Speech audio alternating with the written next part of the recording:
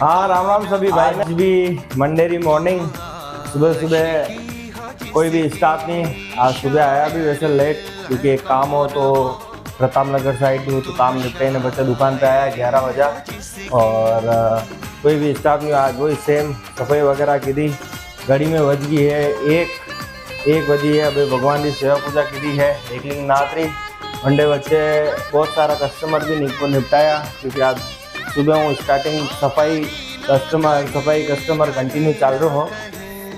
और सब लोगों ने लागे बिजनेस करना कतरो आसान है। नौकरी वाला ने लागे बिजनेस करना कतरो आसान है। आराम बिजनेस करो वाला आराम जल्दी इच्छा पड़े वधी जटे जावे वगैरह, ऐसा कहीं नहीं है।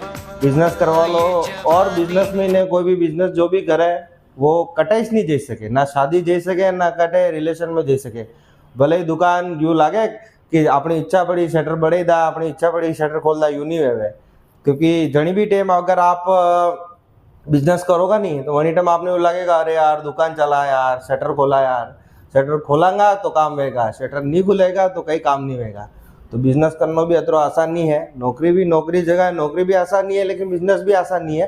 तो वही कारण के बिजनेस करना भी अतरो आसान नहीं है। और आज के टाइम पे तो बिल्कुल आसान नहीं है बिजनेस करना। तो राम राम।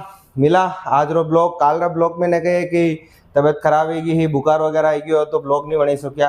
काले ना फिटनेस रो ब्लॉग बनायो ना मारवाड़ी ब्लॉग बनायो, मेवाड़ी ब्लॉग बनायो, सॉरी।